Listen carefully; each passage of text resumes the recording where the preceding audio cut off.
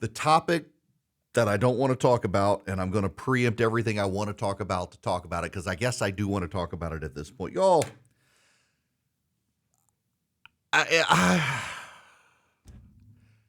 if Taylor Swift and Deion Sanders started a relationship, we would have the singularity.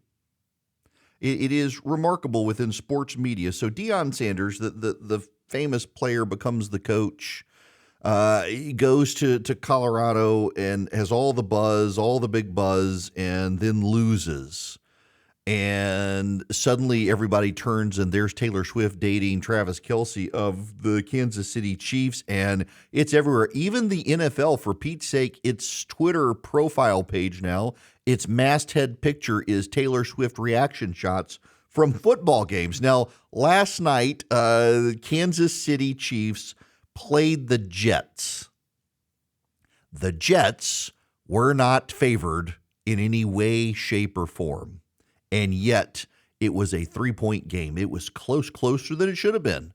There were several bad passes made by Patrick Mahomes, the quarterback, one of which was to Travis Kelce, who wasn't in position to catch it.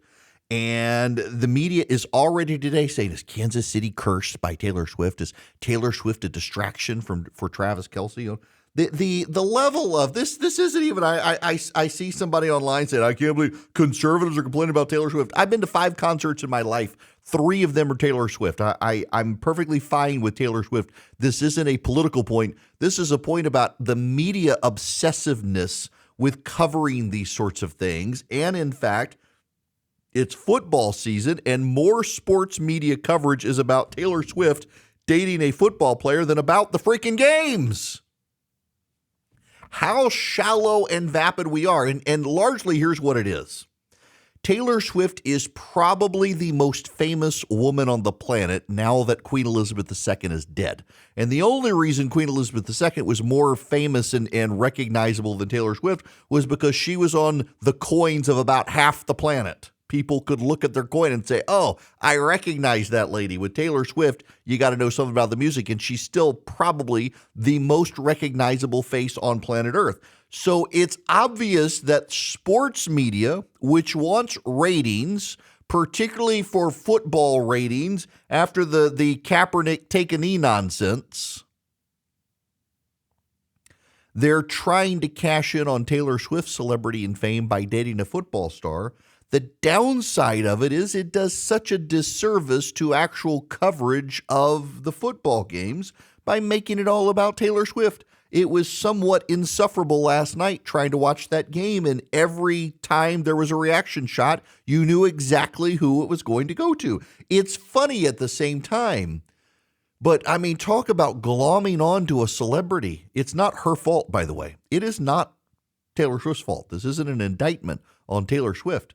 It's a damning indictment on the American media that is so celebrity obsessed. Every time they get a moment to cash in on celebrity, they do. It was Deion Sanders with college football until his team turned out not to be doing as well as everyone expected it to do in the last couple of weeks. And now there's been this massive pivot to all the people who were talking about Deion Sanders, now talking about Taylor Swift. I do swear to you people, if the two of them got together, you would have the media singularity. It would collapse in on itself. What a remarkably vapid and shallow press we have. And by the way, I don't actually believe that the American people are as vapid and shallow, but can become so when the press reflects that level of vapidness. It's the press flowing into culture doing that. It's just absolutely bizarre to me. The obsession with the sports press with a singer. She's not on the football team, guys. And Travis Kelce and Taylor Swift can date or not date, whatever they prefer. But I guarantee you that this coming week, after that Jets-Kansas City game, we're going to have obsessive media coverage on whether or not Taylor Swift is a curse to the Kansas City Chiefs, given how close that game was, and it should have been a blowout.